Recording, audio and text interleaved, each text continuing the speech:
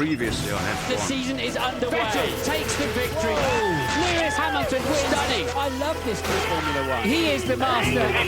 He's got that button, leads the Yet Grand again, Prix. Sebastian Vettel. Round 9, Great Britain.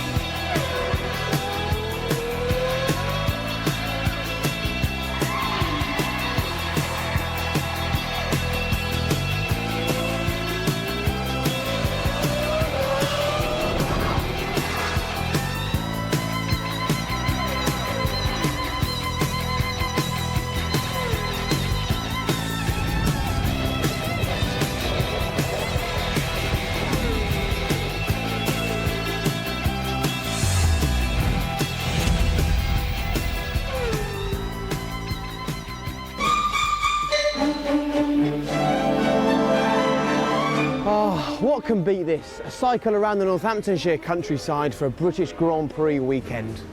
Well, when you invited me for a bike ride, this isn't what I had in mind. Jake, you've gone too fast. And here we are then, Eddie, Silverstone Village, former home of Eddie Jordan. Low gear, come on boys. Oh man, David, you're the only one not out of breath.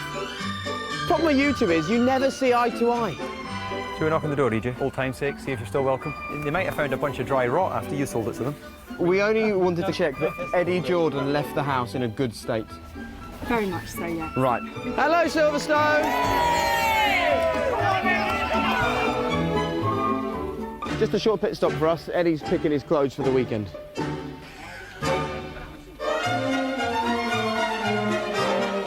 So, welcome then. Here we go, British Grand Prix. Yes. Another win for Vettel. Well, let me just check out this. It's fantastic.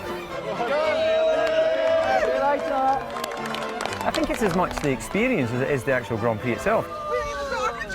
You still got your pyjamas on. Lovely. Here we go then, guys. The 2011 British Grand Prix at Silverstone.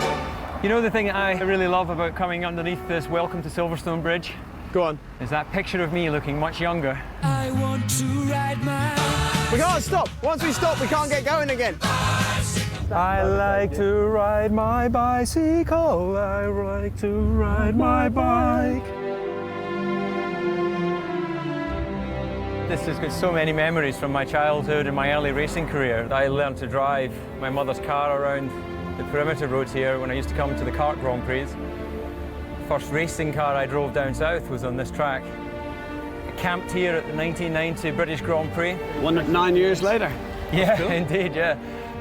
Beyond any doubt, this is my favourite track. I always feel something special coming here. It's like the culmination of everything that happens during a season seems to happen at the Grand Prix at Silverstone. Oh, hang on, my glasses. Whoa, whoa, whoa, whoa, whoa, whoa. That was lucky. You're right, are they okay? Yeah. Oh dear, and you'll be glad to know that we did find the glasses in the end, and actually it's very difficult when you're pedalling for 3, but on the flip side, a great opportunity to see this wonderful new Silverstone ring that many people believe has now put this circuit on a par with the very best in the world. Welcome to live coverage of the 2011 British Grand Prix. Surprise, surprise, it's raining at the moment, but myself, David, Eddie, and about 100,000 Formula One fans don't mind that one bit, because we're ready for what should be a pretty special race, and you'll find out why when we show you the qualifying report in just a couple of moments. But I suppose the standout moment from that, Eddie, was the fact that we arrived here and filmed that early on Thursday, and there were already hundreds of fans everywhere we went. Well, I think that is, in essence, what Silverstone is about. It's in the middle of summer, or British summer. Everyone seems to converge on here from every quarter of the British Isles, and it is very special. And I wasn't joking when I made the point that this place has something magical. It's goose pimples. Don't ask me why, I can't explain it, but it is a very special feeling. And in the days when you were winning races, you arrived by helicopter. Now you're working for us. You're on a 3-man bike. No budget wasted here on the travel, but it was a really good experience to see really what all the fans experience when they come around the British Grand Prix. I never saw that during the 15 years arriving by helicopter and staying within the circuit. Okay, well, I'm glad that we haven't cycled to every race so far this year, because if we show you the calendar, you can see we've already been to Australia, across most of Asia, and plenty of Europe as well, and we're almost halfway there in terms of this pretty special Formula One season. And I'm pleased to say that despite this weather, just take a look at that grandstand. The fans have turned out in their droves. There they are, all happy to be here, and even the lesser spotted Coulthard flag sometimes making a brief appearance as well. And I think, judging by the pictures that we've seen this morning, those fans have almost got the chance to meet the drivers. Almost every single fan got an autograph from Sebastian Vettel. He was out there for a very long time, because the drivers know when you come to Silverstone, it really is all about those guys.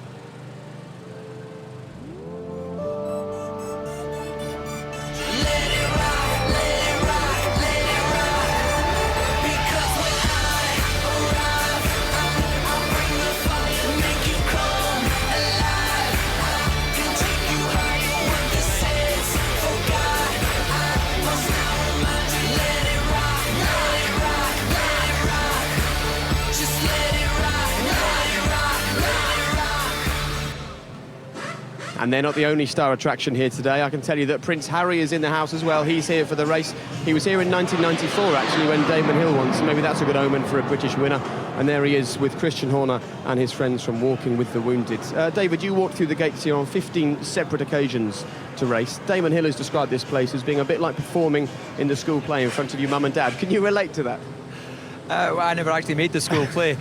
Damon was a lot luckier than me, but yeah, there is an additional pressure when you're performing in front of the home crowd, because you know how hard they've worked to buy their tickets, to travel to this Grand Prix, and you don't want to let them down. And as far as standings are concerned at the moment in Formula One, Fernando Alonso has said that this is now the weekend. We've got to challenge Sebastian Vettel and Red Bull, or it's all over. He's absolutely right. This is crucial time for all the other teams except for Red Bull, and in particular Ferrari. They've really not captivated on anything that they could possibly have achieved this season.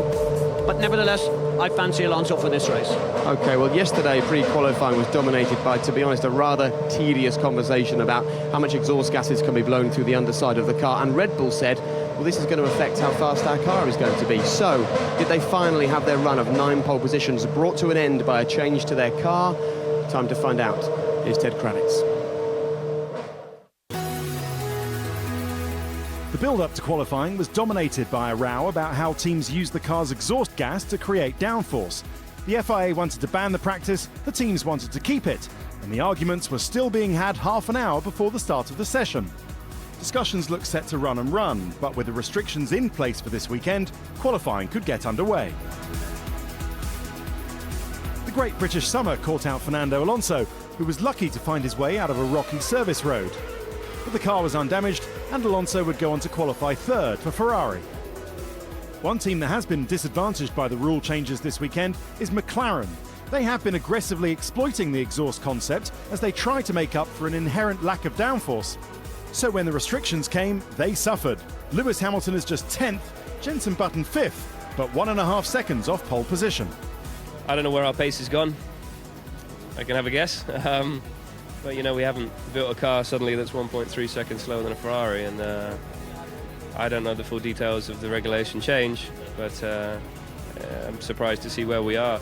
I think I've probably got a couple of people in front of me which I might be quicker than, but overtaking here is very difficult, of course, but we can still have an exciting race from there, but it's not a fantastic weekend. England's loss was Scotland's gain. Paul di Resta is 6th on the grid. The more laps we did, the more comfortable I got, and felt very comfortable at the end. The last lap was nailed. You know, there wasn't much more coming from it, and you know, to get 6th place at the first British Grand Prix, it's not a bad result on a Saturday afternoon. Before qualifying, Red Bull had suggested that the rule change would hurt them, but the stopwatch never lies. And as usual, they ended up 1st and 2nd, but with Mark Webber getting the better of Sebastian Vettel and looking to repeat his win of last year. It's been good to me in the past. Hopefully it can be good to me again in the next 24 hours. Obviously it laid the foundations for a solid event tomorrow. Looking forward to challenging very, very hard, obviously, for the victory. It's going to be an interesting race, I think, between the three of us. Looking forward to it. We've been competitive. Ferrari looks very close here. McLaren maybe didn't have the smoothest qualifying. So it's very early to say, okay, you know, we lost, Ferrari didn't, and McLaren lost even more. All of these teams, we will be competitive tomorrow, and then tires will be playing a much bigger role, I think, than some exhaust. So Mark Webber on pole position for the second time this season. Vettel still on the front row and still ominously fast in race trim. Ferrari lock out row 2, it's an all-British row 3. Credit to Pastor Maldonado and Kamui Kobayashi, 7th and 8th, ahead of Nico Rosberg and Lewis Hamilton. Michael Schumacher's a disappointing 13th. It's even worse for Renault, just 14th and 16th, but Heikki Kovalainen makes it up to 17th in the Team Lotus. While at the back we have a new driver. Red Bull protege Daniel Ricciardo starts his first Grand Prix from 24th in the Hispania. So we've got an Aussie at the front, an Aussie at the back, and McLaren, understandably, very, very frustrated indeed with how qualifying went for them. But Mark Webber at the very front, David, congratulations to him, but pole is worth no points at all. And the last 3 pole positions he's had, he hasn't taken the win. Well, in the same way that pole is worth no points, what happened the last 3 times doesn't matter today either. All that matters is can he convert what was a great pole position lap into a victory. He won here last year. Got changeable conditions as we do the build-up here, but he's got to be feeling pretty confident. Yes, psychologically huge for him. And as far as Ferrari are concerned, this is the 50th anniversary of their first ever win here in Formula One, Eddie, so it's nice that they were so close to Red Bull. But they're still talking about the future, Ferrari, rather than celebrating a great 3rd and 4th place. Well, absolutely. Look, Jake, the person and the team that's come out of all of these changes, to the biggest advantage has been Ferrari. It's no surprise that what we're hearing this morning is they do not want to revert back to the Valencia rules for the next race. And no surprise in that with Ferrari. No, who can blame them? And the Red Arrows have almost finished their display. It's time for the drivers to head out onto the grid in just under 10 minutes' time and start their display as they line up on the grid preparing for today's Grand Prix. But Sebastian Vettel, he's got everything, hasn't he? He's the current world champion. He's leading the championship. But what he really wants is to be super fast around the Top Gear track.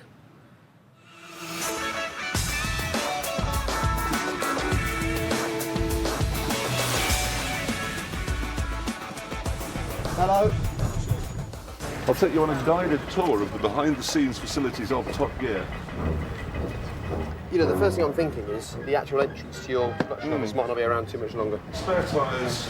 Yeah. Don't know what that is. We only eat brown food on Top Gear. Anyone that comes down here with an apple or lettuce is sacked on the spot. And then you come in here. See, I spend my life telling people that TV really isn't glamorous, but this really isn't glamorous. Well, we make a point of it. We've heard news that the Stig will present himself.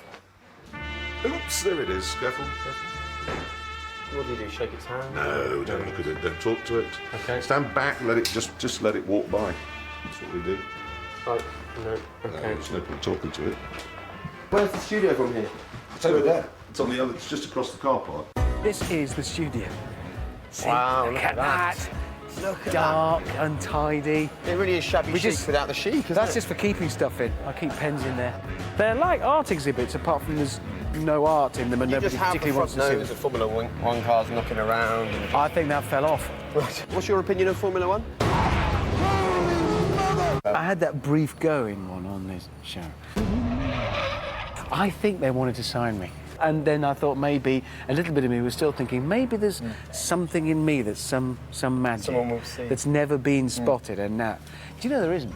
I'll show you where we sit. This is, I mean, you know, come on, your heart's beating faster right now. I can tell you're hiding it well. Yes, feel the power. How does that look? Terrible. No, I'll just be belligerent and annoying, opinionated and cross. annoying and offensive. Yeah, or sit over there and be flatulent and confused. And something else you find knocking around the backstage of Top Gear is the let's this. Hello, sir, how are you? Formula One Nice to Hi. see you. Nice to see you. Nice to see you. How's it going? Good. Well, we've just been looking at something that you might find quite interesting. Actually. This is relevant to today. Here it is. Try not to be bowled over by the surroundings. It's beautiful. There it is. You're not allowed to do anything to the car. Well, no, because where would that go if you started modifying the car? Yeah, you can change your seat position, for instance. Yes. So that would change weight distribution. You want us to fit it with the movable steering wheel and pedals so you don't have to move. This is an the centre insight into the psyche of a Formula One driver. That's what this is. They're more difficult to run than the cars, aren't they? I was just wondering whether, you know, at least tyre pressures you would allow to... No. Get in it and drive it. Does it mean anything to you? Does it mean much to you to... Oh, look at that! Are you know how much it slows me down? So have you watched Rubens' lap on the internet or anything to remind yourself of how he did it? I have seen a couple of laps. And does it really mean something to you to beat him, or are you really not that good? Of course. I could give him a hard time, so... I would be very angry if somebody beat my time. Does he talk? You have a girlfriend? Is she wearing a helmet as well?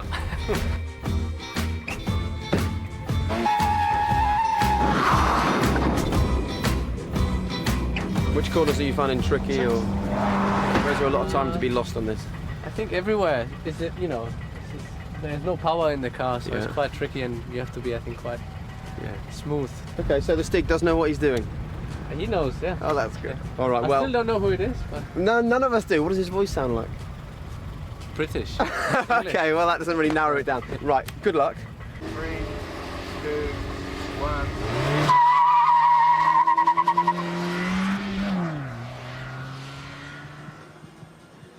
And Sebastian Vettel time will be revealed this evening on Top Gear at 8 p.m. Now, lots going on here. I can tell you that Prince Harry has been making his way all around the Red Bull garage. It is racing royalty meeting genuine royalty now. There's Sebastian Vettel with a great big smile on his face. It's amazing, isn't it? We've got a German driver dominating Formula One, and he's so popular everywhere he goes. Everybody wants to chat to this guy at the moment.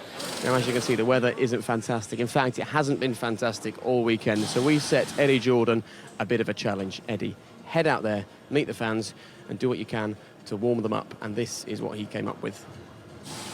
You think, in this weather, with everybody standing around looking fed up, you can sell ice creams to these fans? Can I sell you ice cream? Can I sell you ice cream? So come on, now's the time. Get your money out. £2. Can I have a slice? You want a flake?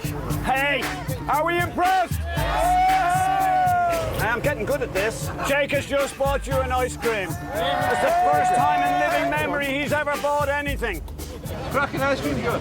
How did you guys feel when you heard that the British Grand Prix was guaranteed for the next 17 years? It's local, we can't afford to go abroad. Yeah. Well, I certainly can't. And Silverstone, what am I, 4 hours away? So how many British Grand Prix have you been to? Probably about 15, 20. You've been to 15 or 20 Grand Prix? And a special story. Go on. I was born on the way back from the 1963 Grand Prix. Jim Clark won in a Lotus. Why, in the driving rain, would you come to the British Grand Prix? What's special about it? It's the fantastic atmosphere, the sound of the engines, the feel. Why should people come to the British Grand Prix if they've never been before? The weather. The weather, yeah. The weather.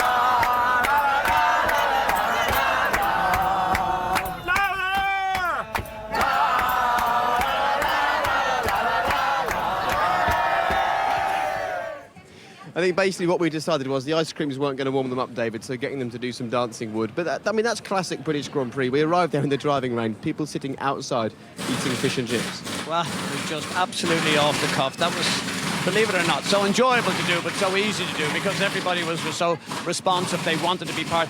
I think people come here for the party as much as for the race and the excitement and just all the different things. Camping in this weather. I mean, honestly, can you get your head around all of that? It's just amazing what happens here. Oh, definitely. I can concur that we came here for the camping. You used to live in Silverstone Village, but I was in a tent here in 1990 watching the Grand Prix, and that's the sort of passion that you fans have. You know, I was a young fan at that time, and it's a carnival atmosphere for the several days of this event. It still is. You should have joined us out there. That would have been good. We would have sold. We made 20 quid. We would have made 22 if you'd have been Eddie's natural. Yeah, of course it was. Eddie's natural habitat. Right, you saw there just over half an hour to go now until lights out and the start of this race, and this weather is just perfect for Lewis Hamilton, who starts 10th, and Jenson Button, who starts 5th in this Grand Prix. They love driving in the wet. In fact, some of Jenson's best wins have come in those kind of conditions. So we came up with a bit of a challenge for the two of them involving quite a lot of water.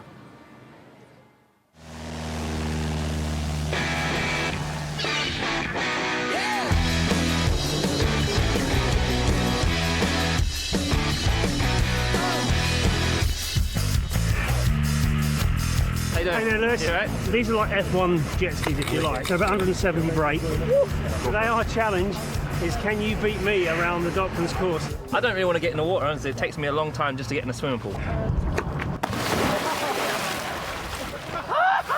Oh, it's gone down my back. Come on, Go on, get yourself in.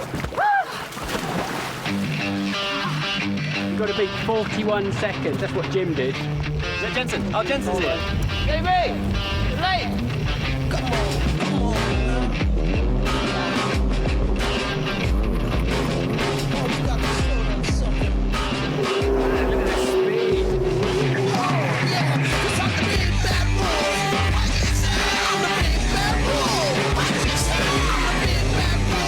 We have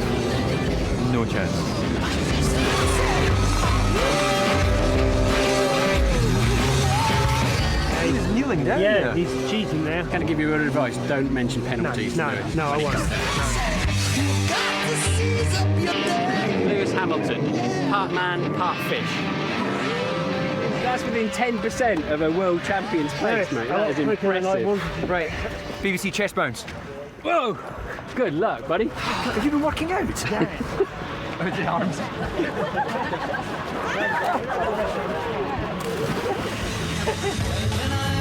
Come on, DP. And he's pretty quick. Come on,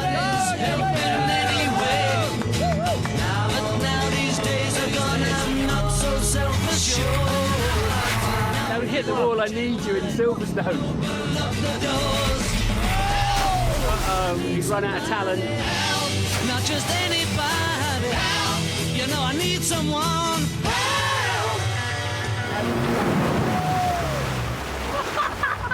Did I get the camera equipment? 51 seconds, mate. Very good. Thanks. I'm in, man. That was an unusual dive. Yeah, what was that? Was that a bunny dive? I've got a deal for you. I say I'll do the fastest time, yeah? If he loses, he has to do the grid walk naked. Yeah, okay. There's a deal. I don't want to see that. Cheating, man. Cheating. Is he? 42.7. I said I'd beat your time. I didn't say what on. How about I go out on that now? Go on.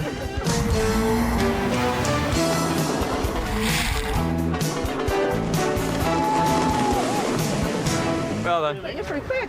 Well done, mate. Nice. You're a second quicker. Mate, I don't think I need to go out, do I? Look at that time. That's amazing. Yeah.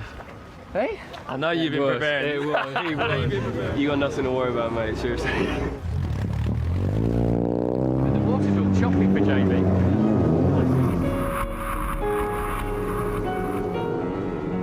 That wall's dangerous, huh?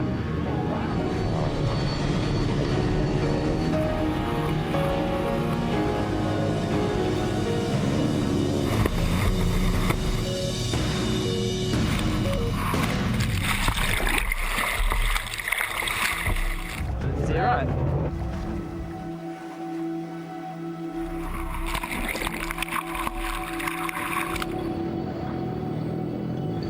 Is he okay? Is he okay? They said he's hurt his leg. He's twisted his leg or something, or bent his leg back.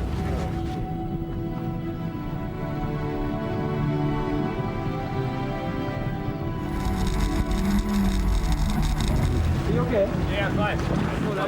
Jackson, do you want to do it on like this? No, I don't think it's a good idea. I've just turned my legs. Alright, okay. Good news is that Team McLaren were the quickest. Bad news is Jensen's picked up a bit of a sporting injury there, haven't you? So, but nothing too bad. Leg when I jumped off, hit on the skis. Yeah. Nothing terminal though. You will No, be at I'll be Silverstone. all right. I think I'll be at Silverstone. I think I'll be all right. It's only your braking foot, so... Exactly, it's fine. You don't have to hit it that hard. Why don't you go out again? Go and try again. Yeah, exactly. Yeah. I'll do the other leg as well. And the winner is Lewis Hamilton. I haven't done a flip for a long time, so I don't really know how to do it. Do you want to show me? It's all on the knees, apparently.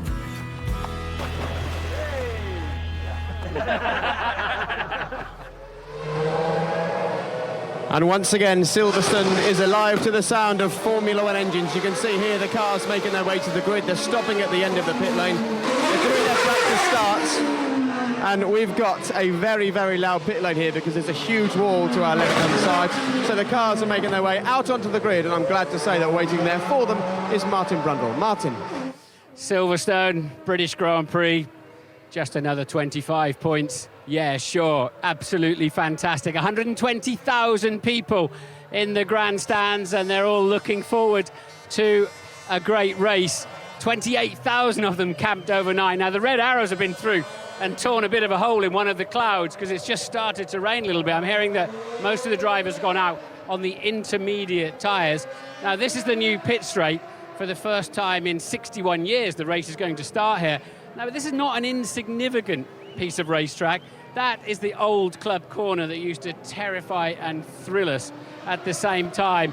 And we used to come from Stowe flat out and trying to make a decision whether we were going to stay flat out through that corner And people have lost their lives against that wall over there, so it has a great meaning, this piece of racetrack, even if it's never been at the start before. The Band of Her Majesty's Royal Marines Collingwood I'm walking through now, and I'm going to head towards Prince Harry, who's on the grid, and see if we can get through and have a quick word with him. Prince Harry, sir, very good to see you. Martin Brundle, BBC. I saw you out back looking in the garage and meeting some of the drivers. What's your impressions of Formula One in 2011? It's fantastic. It's going in the right direction. I mean, it's great to meet all the guys, and looking at the big screen, the weather's playing a bit of a part, as it always does at Silverstone. But yeah, obviously, cheering on Jensen and Lewis big time. But it's going to be a bit of a struggle for them at the back. But British and all that, it'll be fine. Excellent. And Paul di Resta with a great 6th place on the grid as well. Now, I know I've seen pictures of you on a motorbike and you fly an Apache helicopter. Full respect for that one. You must fancy a go in some pretty high-speed cars, or even one of these at some time. If somebody offers me a go, I'd love to have a go. I don't think I'd be able to do very well. I'd hopefully do better than Hammond in Top Gear did. He made it look very hard. But no, huge respect to these guys. It's a fantastic sport. I mean, thousands of people turned out for today. I'm hoping for rain, just because I think it'd be better for the McLaren, but no, we'll have to wait and see. I think you could be absolutely right on that. Now, you're doing a lot of tremendous charity work, of course, and Walking with the Wounded very much being one of them. You raise a lot of money. I think you've got some colleagues with you on the grid today. Would you be kind enough to introduce us to them? Well, they can introduce themselves, but it's much better that way. We're missing one, which is a shame. Missing a Welsh boy called Steve. We've got Martin here, we've got Jacko, and we've got Guy. 3 boys who came back from the North Pole, did an amazing thing, still doing amazing things. Yeah, just a great bunch of lads, and a small example of what the guys are doing out in Afghanistan and stuff like that. So yeah, doing a wonderful job for us. Who do you fancy to win today? Who's your money on? Well, I want my money to be on McLaren, obviously. Either Lewis, well, ideally Lewis, I think, but we'll have to wait and see. I think a lot of teams are hoping for rain, apart from Red Bull. Good stuff. And you guys, who do you fancy? It's got to go all British, so yeah, definitely Lewis. So yeah. South African. That's the right thing. All right, well, bit pressure there to say Lewis, but no, definitely him. All right, well, it's absolutely wonderful to see you. Thanks for taking the time to talk to us. And we're going to wander around the grid. I know you want to do exactly the same. Hold on. I haven't got a pass. I don't know why you're here. Is this a pass? Yes, you need it to be here. Thank you. I taught my way into it. All right, good stuff. Bernie, they're still fighting over how they're going to run their cars today. It's been a bit... Okay, all signed. All signed? Really? I heard 2 teams are still struggling over it. No. Everybody's signed. All right. And what's been agreed? To stay with what we've got. Okay, for Germany for the next race? Yeah, it's all done. Back to Valencia setup. All right, good stuff. Let's move along onto the grid and see if we can find a driver. Sebastian Vettel's not on the grid at the moment. And we understand that Jensen is down there. Mark Webber is just coming through onto pole position here. And there then is the magnificent Red Bull, locked out the front row again. Many of us thought that with the changing of the regulations that they might struggle a bit. Well, no chance, although they're still saying that reliability is one of their issues. Let's wander down here. And one of the first cars onto the grid is Jensen Button. So we'll steam in and see. He's talking to the Pirelli engineers because they've got to decide which tyres they're going to start the race on. And I'm told that it's warm enough, the track surface is warm enough to get away with the slick Pirelli tyre if they, if there's not too much water on the track. Well, I'm going to ask Jensen exactly that, if I can get in. I mean, it's obviously critical work that's going on here, but they've had such a challenging weekend with a wet-free practice and qualifying when it rained. Jensen, reckon get away with slicks to start? No, this is very different than here at the back. Really? Where? From turn 3 through to the end of Beckett's, I was on used inters, and I was poodling round because it's so wet. So half the circuit's extreme wets, and half the circuit is almost dry. So it's a bit of a tough one to call, really. How have you been able to set the car up? You've had so little time this weekend and so little dry running. I mean, you're on full tanks now. You must not have a clue what it's going to do. No, we haven't done any high fuel running at all. So, I really don't know what's going to happen. But it felt pretty bad then. But I think it's just the changing conditions. We get a good tyre on the car for the conditions. I think we'll be fine. And it's warm. It should dry out pretty quickly. But it's a difficult call for all of us, especially at the front. Okay, good luck. Thanks for talking to us. Let's wander across, and Paul di Resta's over here, having had a magnificent 6th on the grid for local team Force India. Their factory is literally a stone's throw just over the back of that grandstand. Let's have a little look around. He's still in the car, and Anthony Hamilton, his manager, Lewis's father, of course, is standing here. Let's have a quick word with Anthony, and let's start Sir Patrick Stewart first. Sir Patrick, Martin Brundle, BBC, how are you? Lovely to see you on the grid again. You're becoming quite a regular here. Let's try not to get run over by young Vettel. No, although if you're going to get run over by anybody, the world champion wouldn't be a bad place to start, would it? It wouldn't. I just wanted to hear your voice, to be honest, as much as anything. So you're standing here by the Force India car. Is that your allegiance today? Yeah, we're guests of Force India today, and McLaren, to guests of Jensen. So our interests are a little bit divided. But with 3 British drivers in the first 10 places on the grid, this is an incredible day for us. It is, isn't it? So hopefully we can give the fans an interesting race. Jensen was just telling me that it's full-on wet out the back of the track. Yeah, I was seeing on just a few minutes ago on television, very wet, a lot of spray as well. It could be a really interesting afternoon. Another Montreal, maybe. It's my first race, British Grand Prix, as the lead commentator. I could do with some of your voice later on, I'm sure. Lovely to see you. Thank you so much. And let's see who else we can find. I want to have a quick word with Paul di Resta here. Anthony Hamilton. Anthony, funny day for you. You've got Paul here, your new managed driver, and your son sort of 4 places behind him on the grid. How do you feel about that? It's going to be a strange day, but it's going to be a good day, I think.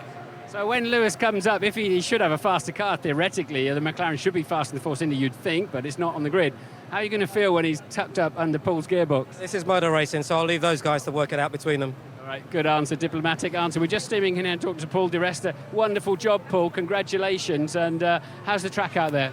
It's virtually dry here, but completely wet as you get to Brooklands and the other side of the track where the old pits complex were. I mean, aquaplaning everywhere, so tyre choice is going to be hard. And you know, the sun's coming out at the moment, so just really going to have to sit down with the engineers and see if we've got anybody over there that can advise us on it. The last thing you need is a wild gamble today, though, isn't it?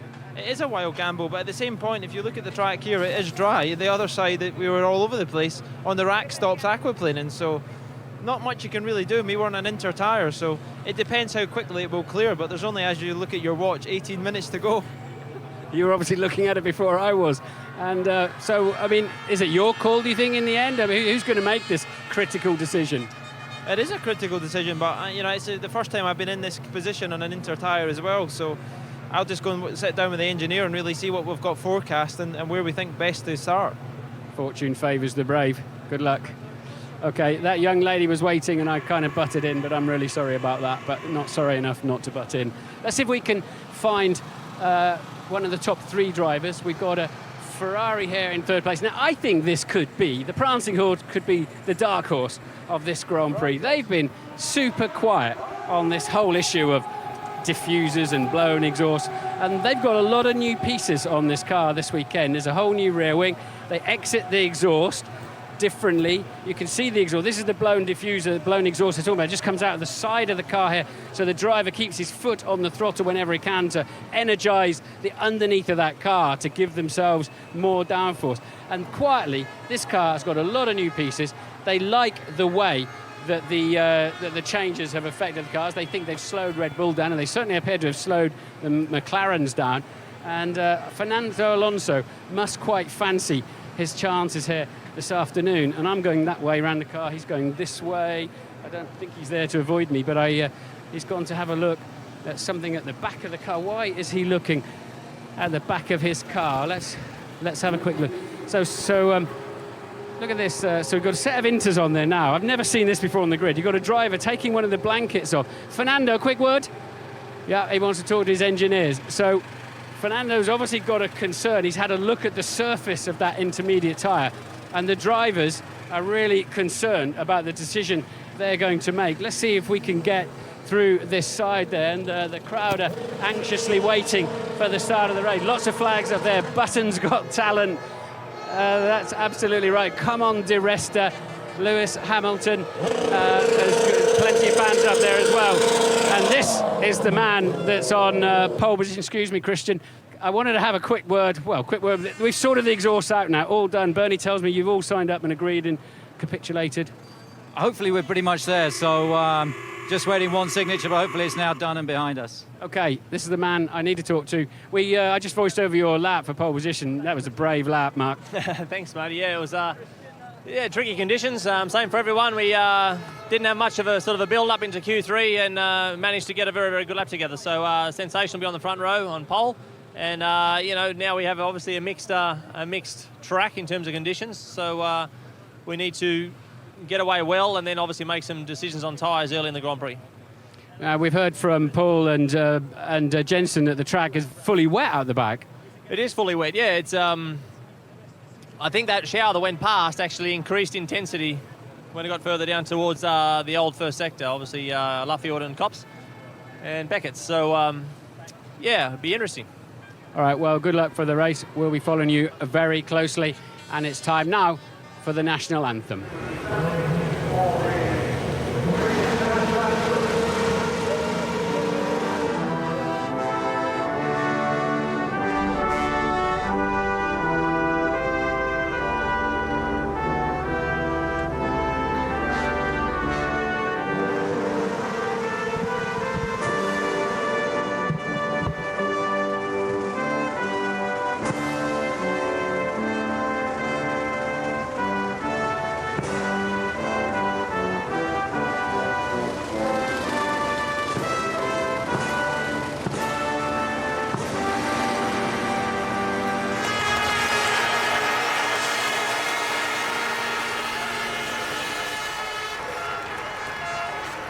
The national anthem performed by the band of the Royal Marines rings out around Silverstone, accompanied by some lovely shots of some former British winners here, of course. Now, we're going to talk about the conditions at the moment. It was nice, actually, just as the national anthem started, the sun came out, broke through the clouds.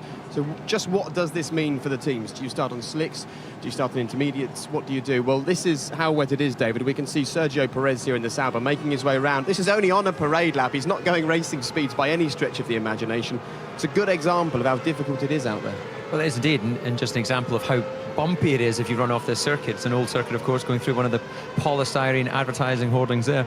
And he's an intermediate tyre, which if there's any standing water at all, we see he came in and they've replaced the nose, so he will take the start from his normal grid position.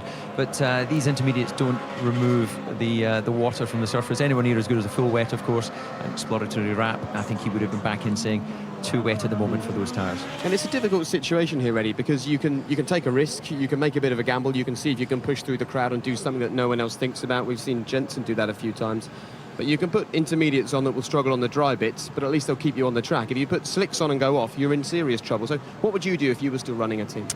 I'd split it, because if you had your two cars fairly close together, you have to split the risk. You have to, see where the risk is and play it to your advantage and go that route. The guys who go on slicks will have one less pit stop to make.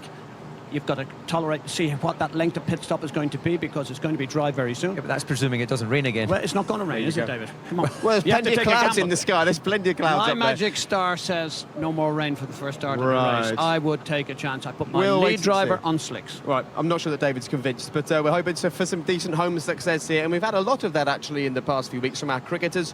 Ted's found a couple of very special young men. Yeah, well, a couple of very happy cricketers. Stuart Broad, I never realised how tall you were, Stuart, actually, and Alistair Cook, captain first, nice win. Yeah, really good win, and to come here day after, it's made it a good weekend. And Stuart, what do you think of all this? Oh, it's amazing. It's my first experience at a Grand Prix. To be here with Rebels, something special, and we're both enjoying it. Okay, have a good day. Thank you. Cheers, guys. Well done to the cricketers, and of course thoughts with the England women's football team, who struggled last night, didn't they, in their penalty shootout, but well played to them. David, we're about to lose you to the commentary box.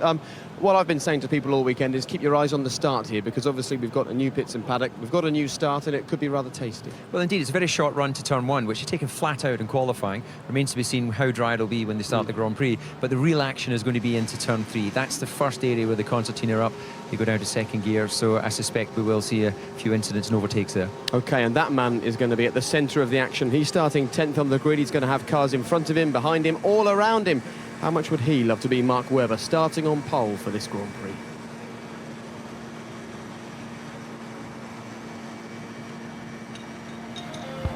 With heavy rain during free practice and so little time to set up the cars and find out how the Pirelli tyres are working around this 3.6 mile Silverstone circuit, qualifying was a challenge and Mark Webber shone out for Red Bull. Into Abbey Corner at 185 miles an hour, the back end trying to get away from him. He does not lift the throttle. Heavy braking for the Village Corner, just 70 miles an hour, second gear up to third before the left-hand hairpin of the loop.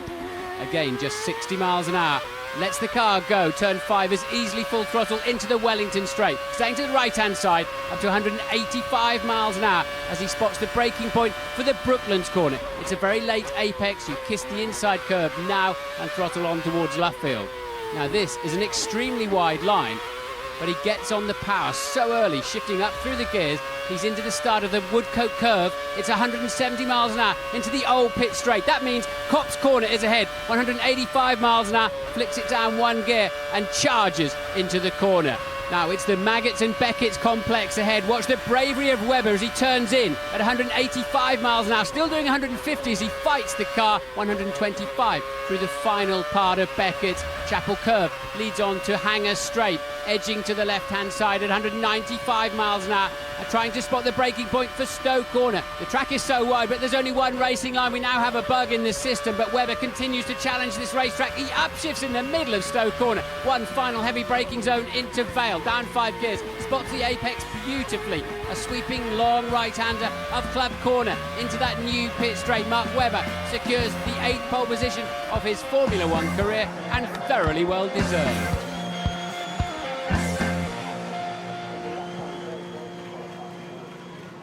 Wow, a smidgen over 90 seconds that shows you just how much you have to commit to this lap to put on a hot lap. We'll go back outside and see what's happening around on the grid. See Michael Schumacher there gearing up for another win. Amazingly, in 16 attempts, only 3 wins at this circuit for Michael Schumacher. Not the happiest of hunting grounds for him.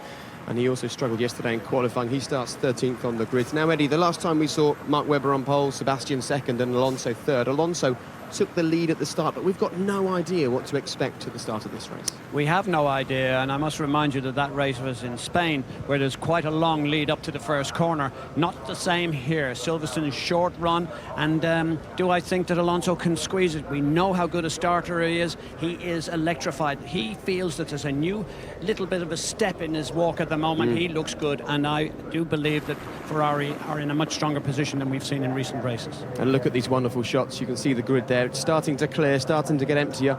We're just a few minutes away now from the start of the race, and look at the wonderful new Silverstone wing. And there's Christian Horner, who's actually been talking an awful lot to Charlie Whiting this weekend. And while they're in discussions, Eddie, very quickly it looks like finally this diffuser round that's incredibly boring is also over. I don't believe it. Really? Jake, no chance. I know what goes on. Can you imagine if Ferrari was to win here?